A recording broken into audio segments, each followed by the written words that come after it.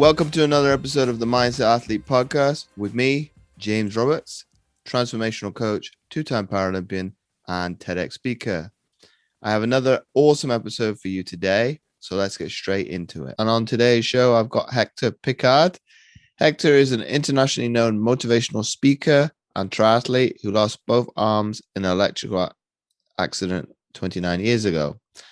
A husband, father of four, and grandfather, he's finished over 230 triathlons since 2009.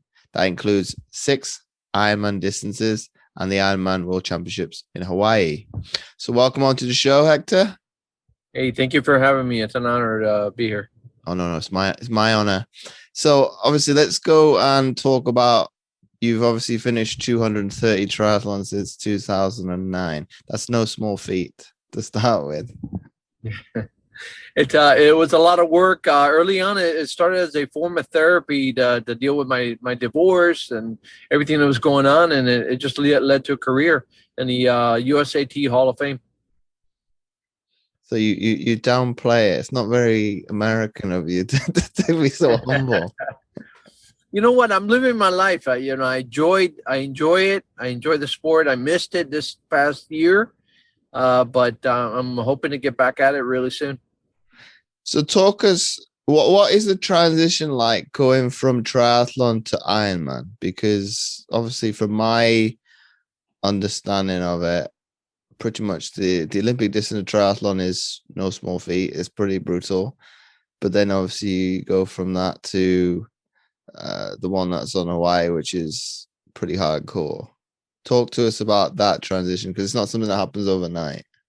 Well, the obvious thing is the pace. I think I did my first year competing, I did about 10 races, and then I moved up to a half Ironman. I'm not the fastest, but I can go on for a long time. So I truly enjoy the Ironman distance. It does take a lot of training, a lot of time. For me, it's a long day. It's 16 plus hours, give or take. My fastest was 15:13. Iron Hawaii was 16:45. So I'm out there a long time. I'm overheated, but I enjoy that challenge and that thrill of completing that race and doing something that most people would think that someone like myself would be impossible to do. So I definitely enjoy the challenge.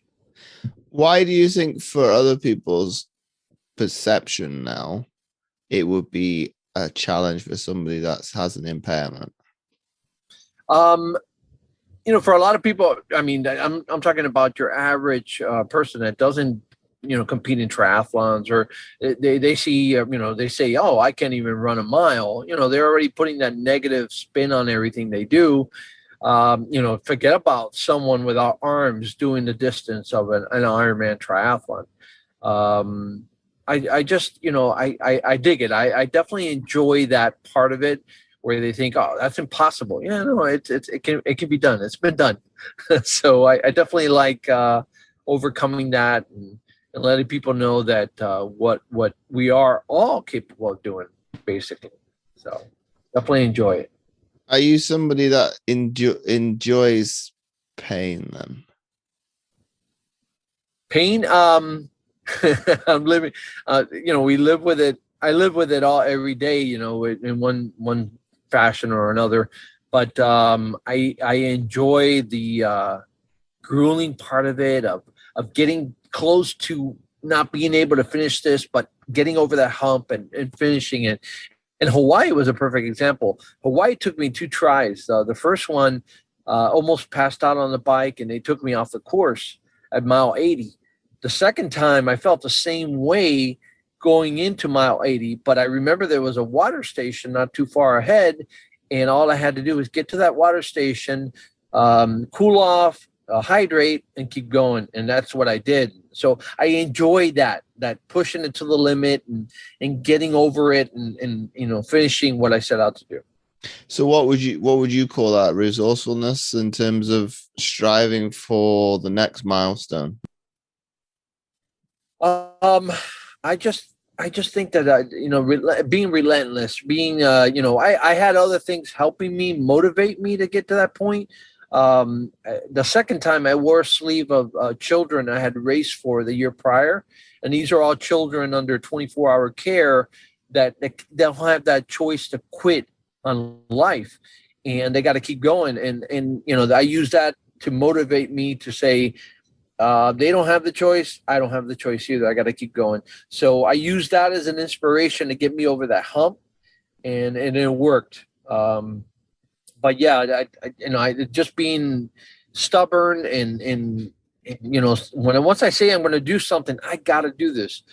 Luckily enough, I was able to get into Hawaii the second time, so it was definitely a long shot, but I had a shot and I took it and I went for it and I finished it. And would you ever try and do some of these kind of, how would I describe them,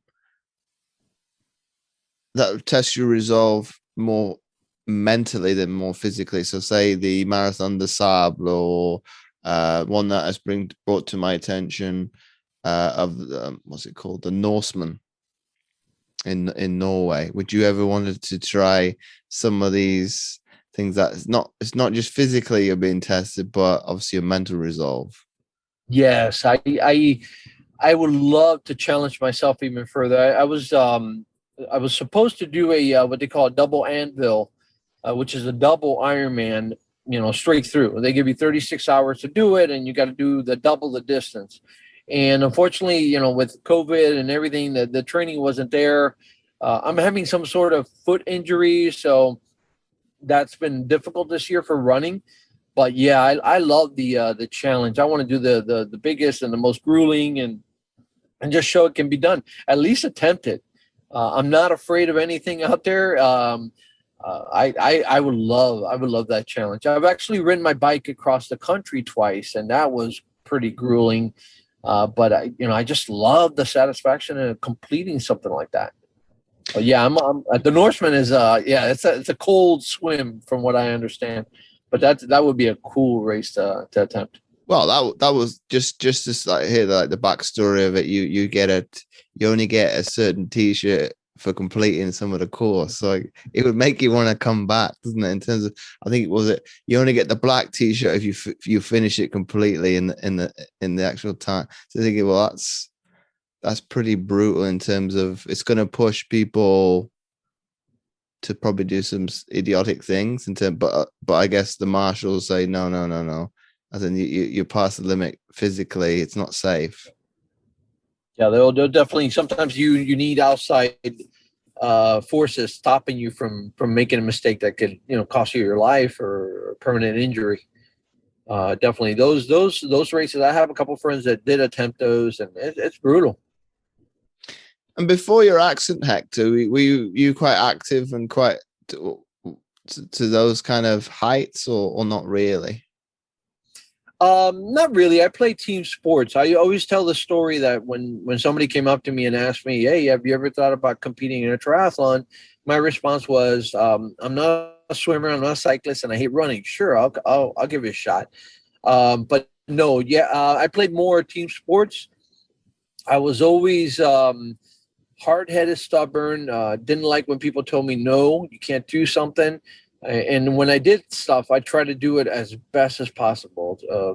I gave it my best all the time, no matter what the task was. But as far as sports, it was more team sports. I played basketball, I played baseball, football, American football, but nothing like a triathlon. So what kind of convinced you to go to a solitary sport like that? Because there's nowhere to hide in an individual sport. And obviously, well, swimming, I was a swimmer a long, long time ago. But obviously those individual sports will kind of say to all triathletes are just the average dude in all those sports. But it is pretty difficult to do a 1,500 meter swim flat out, 20 mile bike, etc., and then obviously do a marathon at the end of it. What possessed you to come outside of what was relative comfort for you from a team dynamic then? It was the again, it was a form of therapy. So I looked at the issues with me would be, how do I swim, and how do I swim quick, and then how do I into transition? How do I do transition? My goal was to do it by myself. I didn't want assistance at all, so that's what I set out to do. The bike, the same thing. How do I modify a bike? I was told it can be done. I had to do it myself. And then after everything is said and done, I got to get over the fact that I don't like to run, but I want to improve. I want to get better at it. So I did like the challenge. I did like the just to get the reaction out of people. First thing they do is look at me. How are you going to swim? How are you going to do this? How are you going to do that? So being able to overcome those challenges, those issues, those problems was very satisfactory. I swim on my back and I use a breaststroke kick. The bike is modified to where I put the brakes on the frame and I use my right knee to apply the brakes. I have a cylinder device attached to the handlebars, and I slip my residual limb or my stump through there, and that's how I steer. And then shifting now is with the electronic shifting. The first 20 or so races, I couldn't shift. So if there was a bridge, it was a hill, whatever, I had to do it in the same gear I was riding throughout the entire race. And then the run, after using my legs in the swim, the bike, now the run, it's more difficult, extra difficult, but still the same satisfaction of completing the race, inspiring people along the way, and just, I love the reactions. I love the reactions of others. Is it quite uplifting? In normal times, is the crowd quite uplifting for you? Because obviously you're doing something that's unconventional with not having all your limbs. Yeah, it is definitely. I always tell people when folks go to races to spectate, they're usually looking at the pros or the elite, and they're also looking at the disabled athletes, the para-athletes, because, I am working twice as hard as everybody else. I am. I may not finish first, but I am giving more effort than most athletes out there because I've got to deal with so many other issues. But it's definitely satisfactory. So you're quite happy now to see the recognition of paratriathlon in the Paralympics then? Yes, it's come a long way in the last 10 years. I love it. I love it. And in my case, I would love at some point to see a double arm amputee. I haven't seen one yet. I've seen triple amputee. A buddy of mine is a triple amputee. He's missing both his legs, but to miss both hands or both arms, I haven't seen any others. I'm hoping to see one soon. Well, hopefully your story will resonate with somebody around the world. And what's your take on, I think it's NBC finally, and this is me coming from a Paralympic standpoint from myself, actually showcasing on primetime TV. What the Paralympics?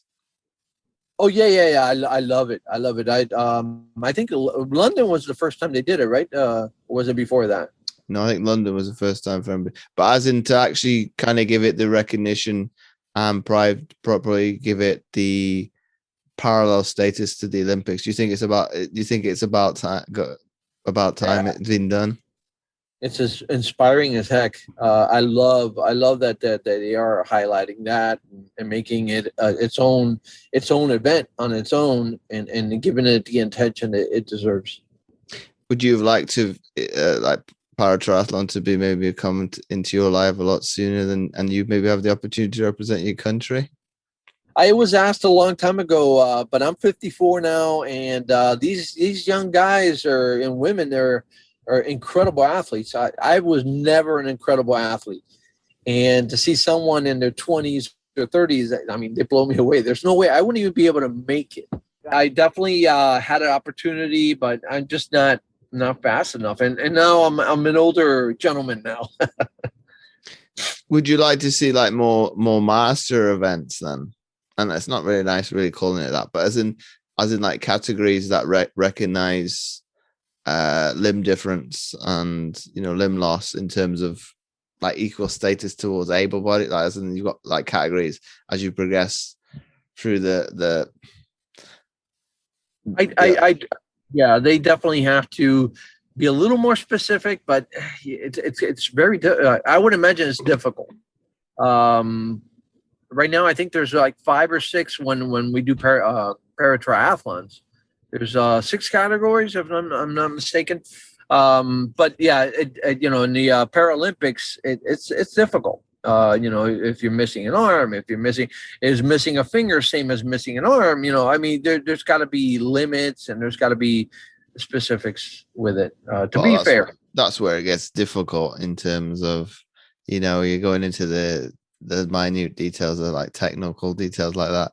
From a physical standpoint, yes, it would make a massive difference, but they can't create hundreds upon hundreds of classifications. So I get from that perspective what you're talking about, Hector, is we can't dilute it completely, because just so people have a better understanding. I think it comes back to probably education and knowledge of showcasing, well, this is how it impacts the person on a day-to-day basis, and looking at their ability in sport, not their disability. Correct. And I've actually competed in I think it was only 3 events where it was all physically challenged or all para-athletes. I usually compete, able-bodied individuals, and usually I'm one of 2 or maybe 3 para-athletes in an event. It was great. I did New York a couple times, and to compete among other challenge athletes or para-athletes was impressive. And even then, I was younger, and they still beat the heck out of me. So, but my thing is go out there and enjoy the sport, and hopefully inspire others along the way, especially the kids. My goal is to be an inspiration for children with disabilities, and to be their role model. So what drives you to keep coming back time after time? I try to incorporate exactly that, partnering with a center nearby, and having, race for different children. What I do in most occasions is wear a picture of a different child throughout the event. And then once I get my medal, we do a medal ceremony for that child at the center, and I present that medal to them. I've done that with the Boston Marathon, my one and only Boston Marathon. I gave that medal to a child battling cancer, who unfortunately is no longer with us.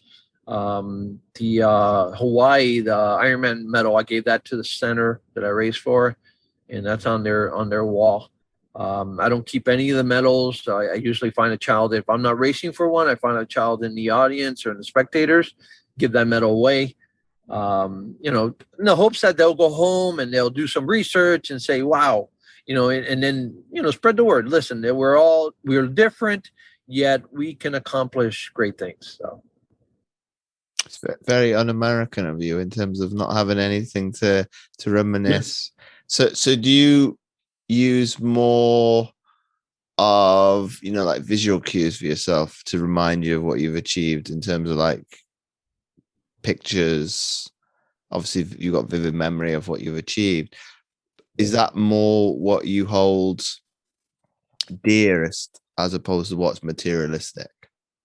Correct. Yeah, it's just the experience. I'm always trying to do a destination event, something that, it'd be nice. The more exotic, the more my wife will come. If it's down the street, she's seen it, been there, done that, she doesn't want to go. My next event or bigger event that I'm doing, I'm going to swim around a place called Mackinac Island in Michigan, Lake Huron, and it's a 8.2 mile swim. And it's a favorite place of my wife and I figured, okay, they're having an inaugural swim, and I want to be a part of that. I've done swim around Key West. I mean, there are events where I remember little storylines and little things. In Key West, the one thing that when I swam around the island, I got into such a groove that I started dozing off. And my brother, hey, he's in a support kayak. Hey, what the F are you doing? Wake up. He starts throwing grapes at me.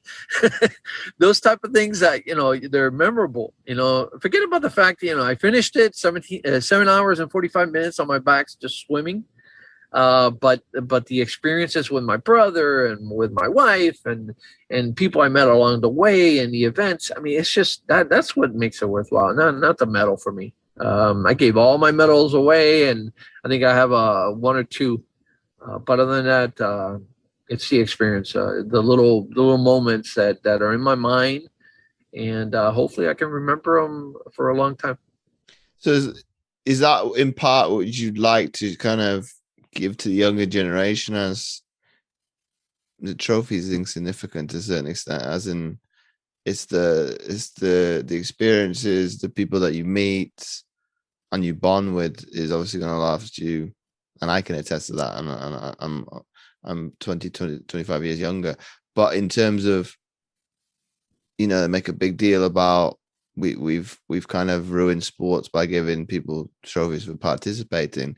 But do you think there needs to be more importance put on soaking up every ounce of the occasion when you're actually there, and not, as there was an Olympian put on LinkedIn today, it was more the grueling aspect of training, and then you don't actually enjoy every aspect of it, and you don't actually enjoy the moment while it's there. Would you like to showcase the kids, like, well, live it while you've got it and not have any regrets? Oh yeah, I definitely. Yeah, I use the example of Hawaii. I mean, we're talking about the top of the top. I got in through the lottery as a para athlete. That's the only way we can get in. We don't qualify, or unless they do our storyline. But being over there and seeing the top of the athlete, I'd say a good 80% were not friendly at all. We're not smiling. We didn't seem to be enjoying it because, yeah, they're going to, but I mean, not all of them won. So, I mean, what did they get out of it? I mean, did they complete it and then maybe smile at the end? I smiled throughout the entire thing. I enjoyed every moment. I could tell you stories of things that happened along the way, things I did, things. I mean, it's just, yeah, it's enjoy the moment. You just, it's an incredible experience to have the ability to compete among other athletes, other people, and doing something you love. Why not enjoy it? Why not smile? Why not? Yeah, I can still push myself hard and smile at the same time. And maybe even say hello to somebody. I definitely believe that we should make the most of the experience versus the end result of having that medal around my neck. Yes, it's an achievement, but it wouldn't be any less of an achievement without the medal. It's just, you want to see something that helps you, remind you of what you did. I rather keep those memories and just every so often go back on them and say, oh, wow, remember that? Remember this? Definitely important to me for the experience. Do you think it helped it was on a tropical island as well? As in, there's a lot to, this the five senses of, what you're hearing, what you see, what you smell. Do you think that obviously helps? Because you said earlier with your wife, oh, I'd rather go somewhere obviously nice and tropical than down the street. Do you think for more of taking down memory lane, that helps to be able to, you said you had like numerous stories along the route. Do you think it's obviously because of those cues? Because you can remember, probably just me talking about it, you've got vivid memories flowing back. Do you think that's for you, it's because you were only able to do it twice? Do you think you actually relish it more than maybe the people that you were talking about, higher up, of if they don't win, they're grumpy, and because you didn't finish the first time, Yeah, you soaked it up even more? the second time, yeah, for sure. I was like, I got another shot at this. I'm going to do this. I worked my rear end off, but I didn't forget to enjoy it. Here's an example of something, a story that I remember. There was a gentleman at the second time I did it. He was an elite athlete, and I think he's French. I don't remember his exact name, but I found his story after because he tagged me. But he hurt his shoulder. He hurt his shoulder, broke his arm. Something happened where he had to run with one arm and bike with one arm. And he's telling the story that, his day was pretty much messed up, but he wanted to finish the race. on the run, we're running in opposite directions. He goes, and so he wrote about it. He said, why the hell am I complaining about not being able to use my arm when I just saw a guy without arms finishing this race? So it was really cool to see that, how he used my image to help him overcome his adversity at the moment. And he definitely, he said it was a different approach to the race, and he enjoyed it. It was stress-free, and he finished. I'm sure it finished a lot better than I did, but he finished, and he was going to make the most of the experience. Do you think people underestimate occasions like that of looking at the bigger picture and sometimes not getting in delved into the trenches of, my problem is bigger than somebody else's wherever in the world? Do you think when they take a step back and do as that French athlete will use as an example, because we're not sure, and uses your story as what have I got to complain about? I ultimately have a broken arm, but it will repair yourself. You're missing 2 arms after that race and forever. Do you think people need to take that kind of perspective from time to time? I'm not saying all the time, but from time to time when they actually dwell in and feel sorry for themselves? Yes, definitely.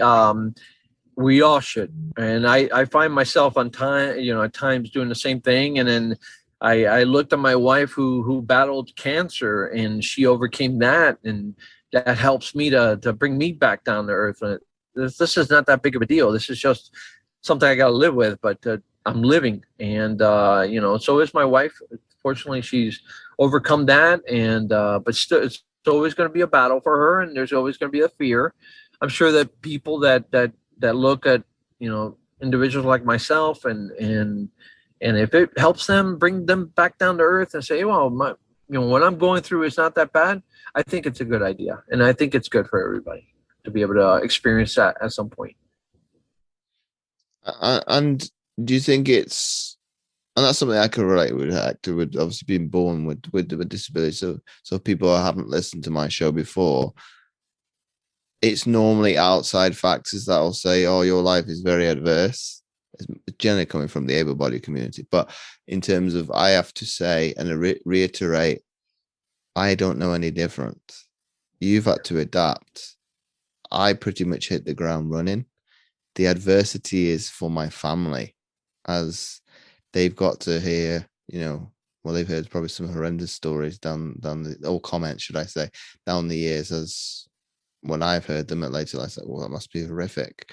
And I think I asked during one of the lockdowns, what was it like for more like my grandmother, who helped my mom when we were growing up? Oh, she went all doom and gloom. So I shared that story on Facebook, and people were like, it brought to tears.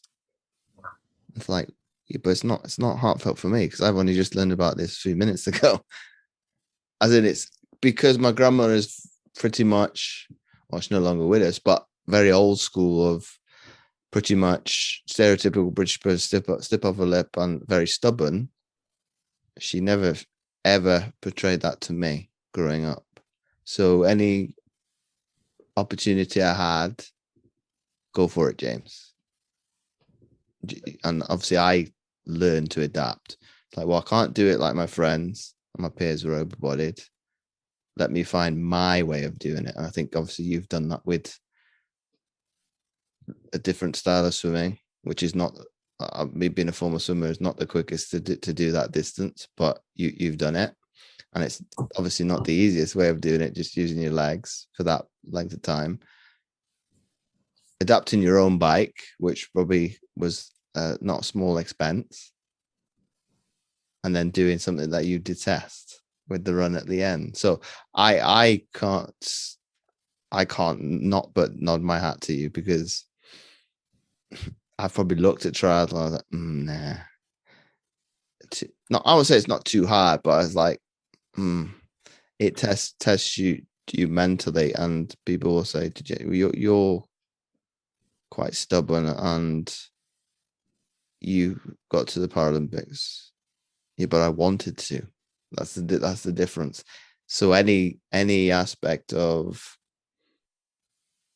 training that I might have not wanted to do, I know it had to be endured. So I'm probably find myself on both sides of the fence in terms of what you're talking about, not being a pleasant person to be around because I'm doing it because I have to do it. So it's unpleasant. So I'll be unpleasant to you.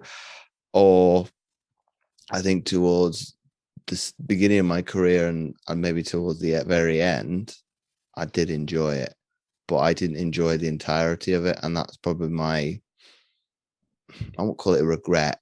If I had the chance to redo it over again, as one family asked me, I think at Christmas, would you do it all over again? Yeah, I would do it all over again, but I would make different choices. Yeah, no, I'm with you. Yeah, I mean, but we could all say that. But I definitely make the most of it, and I salute you. You definitely it's even though you were born with your situation, it doesn't make any difference. It's a difficult life, but you seem to have grasped it and made the most of it for sure. Well, it's grabbing as in the Spanish for it, isn't it? Like grab las cojones, grab life by the balls. So it's what you, and I think it's that relentlessness that you talked about at the beginning. I've always said of that mythical war, I'd run through it for the right person. But I say to people, you don't have to do it that way. That's the sport mentality of running head first into something. It's not always the brightest thing to do, but it's just that, that mindset of you say it can't be done. Okay, I'll give you two choices. You get out the way or I run you over. And that's probably your days of American football. I'm giving you two choices. Which one do you want to choose? I like that. That's a great story. I love that. But I think now, as I've probably transitioned to coaching, I'll say, well, you've got probably about 3 different choices. You could go over the wall, you could go under it, you could go around it. If you want to be like me and go through it, the prize in all the solutions, the prize is still the other side. But I think what you echoed in terms of it's not about the medal, it's about the memories and doing it for other people. I think that's very humbling, and I think a lot of younger athletes and people up and coming need to hear that, because it's not all about you. And I think social media doesn't help with that, as high school kids are instantly famous because they're, for argument's sake, the high school quarterback. No, you are socially popular. Social media has not made you popular. It's more the attachment to the position, because the offensive lineman is just as important for his protection. Yeah. But they pretty much are cannon fodder. Oh, it's my job. Yeah, but without you, offense doesn't work. That's right. So I think it's trying to be as humble as you got to remember every piece of the puzzle. The old saying goes, there's no I in team. So, but obviously when you are the coach, the star player, the important player, does it always come back to the organization or the child that you're competing for to kind of, when you have some self-doubt? Yeah, it's just it got to a point where I was doing so many of these races, and it's like, okay, yeah, I'm inspiring the same people over and over again. How do I reach out to others and at the same time do a good service for an organization? So I came up with this thing about racing for different children, and it just made it worthwhile. Now the race is not about me. It's about these kids, and seeing how happy they are when you're giving them a medal. The first child I raced for, Marianne, we had created this picture. It was out of cardboard, a pretty picture, decorated and everything. And I started to swim, and unfortunately, it started shriveling up from the water. Didn't even think about that. On the bike, it came off, and it was just barely hanging onto my tri-suit. And on the run, it actually fell off, and somebody gave it to me. I had no way to hold it because I run without my arms. So I put it in my mouth, and I ran the last half of a 5K while biting down on this picture. So I wanted to make sure I didn't lose it. And I wanted to cross the finish line with that picture. So it was like, even that, I mean, it's just so many memories and so many wonderful moments that were difficult, yet they were memorable, and they were special because that little girl was going to get the first medal. And it's just, it made it all worthwhile. So what kind of contingency plans did you have after that little mishap? I laminated in plastic, and it was attached with like shoestring around my neck. I made sure I didn't lose it again. From that point on, it became very, I had a system. I would grab, we have like 10 children right off the bat. I get all their bios. We would also share their storyline, and then I had a link to the center so people can donate. I created different events. I created an Ironman race. Actually, it was a double Ironman race, but it wasn't the competitive. So I had people swim 5 miles with me, and then ride a bike for 220 miles, and then run a 50 miles at the end with me together. And we did that for the center. But yeah, it makes it so special to be able to race for these kids and get these kids medals, which they had no other way of getting themselves. And when you say some of those figures in terms of distances, it makes me shit myself. it's you play it down, but that's some mileage. Yeah, let me tell you, when I'm doing it, I'm like, why did I do this? Why did I sign up for this thing? But after the fact, it's like, yeah, it was no big deal. But I remember being on the floor, and one of my fellow athletes, who's a nurse, she's giving me an IV because I'm so dehydrated. I'm on the floor of a fire station halfway through the bike, and she's feeding fluids into my veins so I can finish this thing. It's just, I look back on them, and they're wonderful stories. But yeah, during the moment, it's like, why am I doing this? But I knew why. I was able to raise, I think, some 12 to 15,000 for the center that one day. So it was pretty cool. That's well, it's very, very humbling to hear you say. And let's fast forward to last year now, Hector. And you said obviously the pandemic was, as it has been for probably billions of people this year. How challenging has it been for you to potentially stay motivated? I mean, I'm fortunate. I have my family. I've got kids, grandkids. My mom's still around. My brothers. I mean, I have a family, and we did a lot of yard work during that time.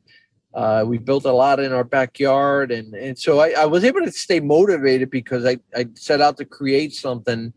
I have some difficulty, and then able to overcome it to create what I had in mind.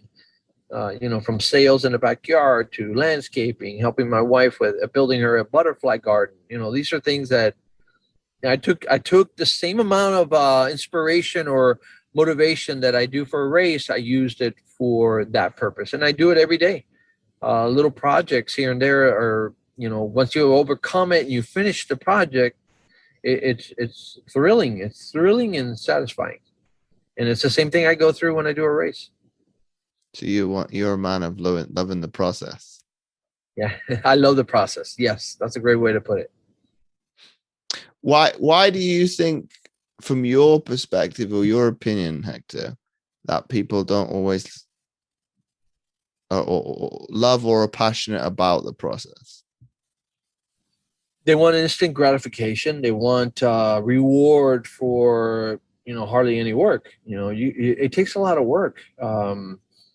for someone like me, something simple. I mean, I can lift a 100-pound bag and walk 10 miles with it.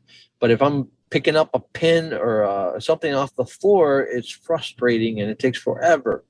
I appreciate the effort and the work that I put in to accomplish things. I definitely, I appreciate it. And being close to death some 29 years ago and having that second chance, I appreciate everything I do. And the process is part of what I do.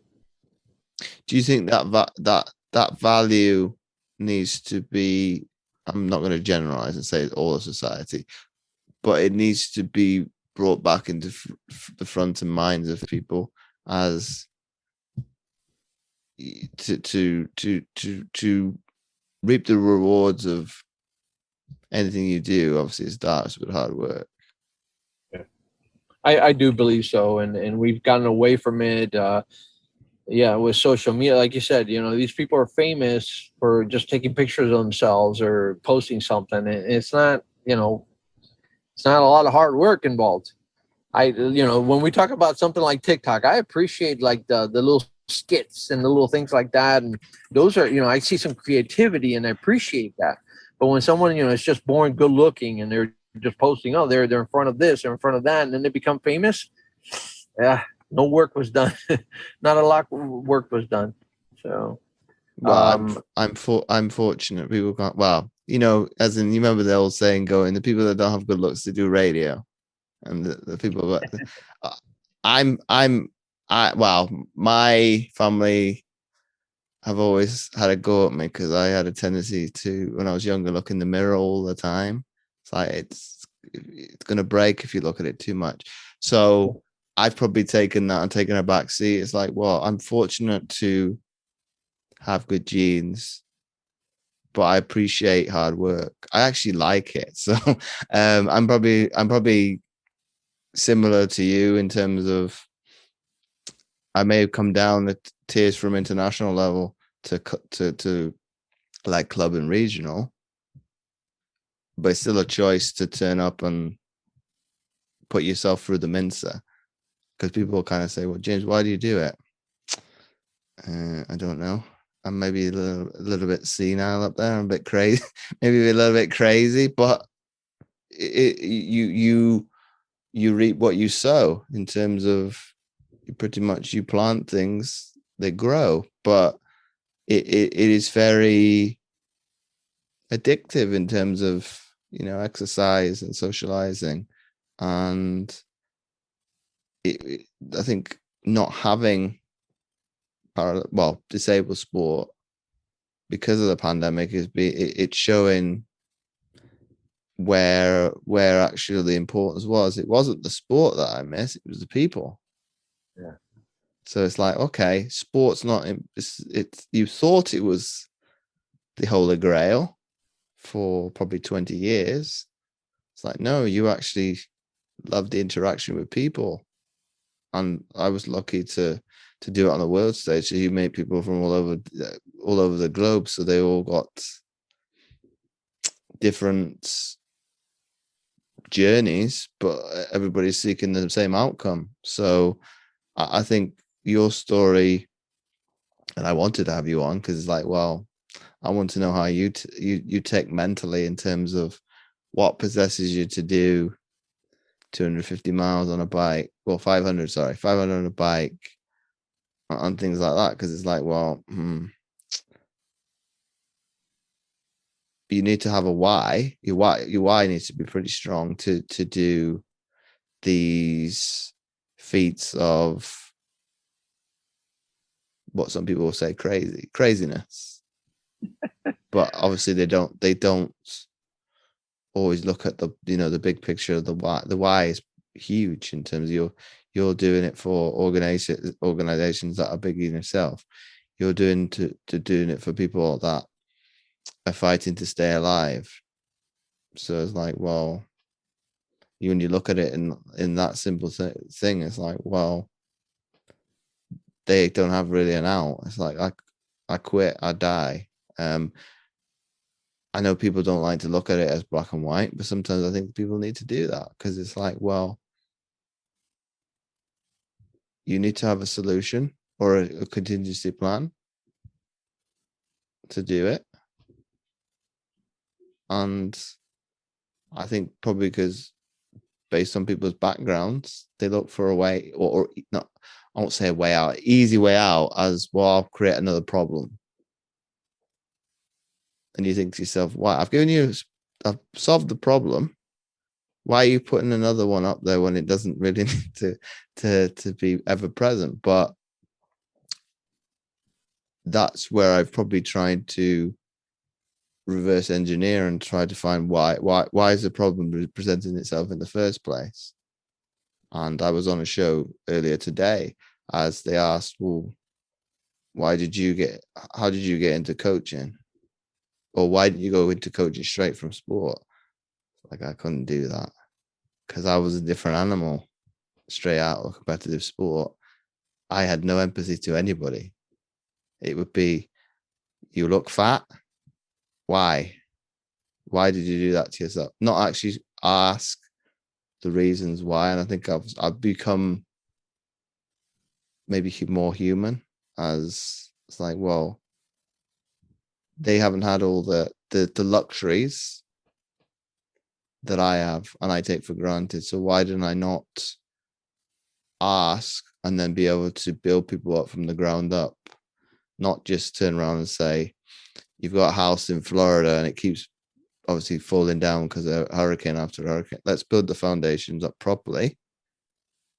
It might weather the storm, it might not, but at least you've got solid foundations to keep doing it, going back towards, as opposed to, everything goes completely awry.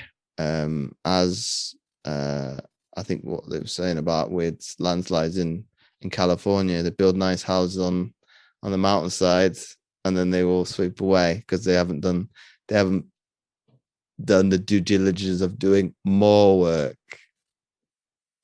to make them secure completely. So I it comes back to what we were talking about. If you enjoy the process, it makes the work a lot easier. And I have been there. So I've hated the process and hated every minute of it. But I think if I had the chance to speak to myself as a 30-year-old now to a 20-year-old and kind of say, look at the bigger picture, you are very fortunate to be where you are. I don't know if my 20 self would listen, but in terms of, it would make me feel better to kind of give that advice, to kind of say, think about other people that don't have that opportunity to have that dream of representing their country. And I think people need to remember that it's like the position you're in, you need to be grateful a bit more often. Yep, definitely. So that being said, that's on me. Let's take the spotlight off me and put it back on you, Hector. What does the future hold with you? Will be positive post-COVID?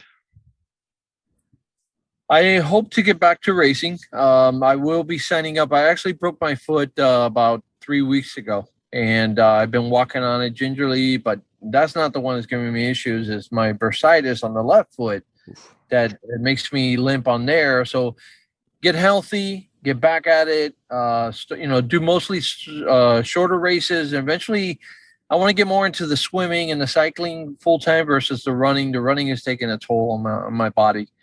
That next race, that next bigger event is in August, and I'll be swimming around Mackinac Island in like 50 to 60 degree water and for 8.2 miles. So that's the next big one I'm going to do. Well, we can look at the positive. At least it's not the winter. Yeah, exactly. It's not the winter. And I'm hoping to finish my book. I got delayed on the book. I spent the last couple of years trying to finish it up, and with COVID and the finances and all that, I'm hoping to finish that soon. I've got a lot of people waiting on it, and definitely want to tell my story in print. Well, it's difficult because people keep saying, "Oh, James, when are you going to write a book?" on yourself. It's like, it's hard because it's, where do you come vulnerable? You want to make it interesting. Sometimes I think, I don't think it's that interesting, but I guess people think it is. So yeah, Well, I think I'm with. that's personal experience, isn't it, Hector, in terms of looking at it from a perspective of you're your own harshest critic. Yeah. So my penultimate question to you, Hector, is if you had to sit down with any athlete, dead or alive, for that matter, who would it be and why? Any athlete, dead or alive. That's a good question. I've never really given it much thought. I grew up a baseball fan. And a basketball fan. I mean, Michael Jordan is somebody I would love to hang out and see. That's a competitive guy. Definitely not going to play golf with him or basketball, but or baseball even for that matter. But someone like that, yeah, I would love to pick his brain and what makes him tick. Not that he's my hero or anything. I just like the competitive aspect of this guy. This guy's story is like, holy moly. If I had that ability, I'd probably be like him. Yeah, I really don't have someone like that I could say, this is the guy I want to, hang out with and see what makes him tick. He'd probably be the closest one to that. I appreciate your honesty. And my final question before we wrap up the episode, if you had to summarize what we've been speaking about into one sentence for people to take away, what would that be? I think that we dwelled on it. Enjoy the process, enjoy the experience, make the most out of that moment. You never know if you're ever going to have it again. Definitely. And obviously, where can people find you on social media and learn more about your story? Well, I do have my Facebook. It's under Hector Picard, and then the Instagram. I started a TikTok, which I'm going to make it more and less about sports and more about everyday living kind of things for me. And then my YouTube. The one video that everybody seems to know is the changing a bike flat without hands. So definitely, I want people to see me that, I have the same issues we all do. It's just a little more difficult to overcome them. But yeah, you could definitely follow me on any one of those. So for anybody out there, I'll put all the links in the description below. So once again, Hector, thanks again for coming on the Mindset Athlete podcast. Hey, thank you so much for the opportunity, and it's a pleasure meeting you, and wishing you the best, my friend. It's been my pleasure. Thanks again for tuning in, and I hope you enjoyed this episode and got loads from it. Anything that was included and discussed will be available in the show notes below. And I would love to hear from you. Come and connect and ask your questions. I've been James Roberts from jamesowenroberts.com. Remember this quote by Chris Harth.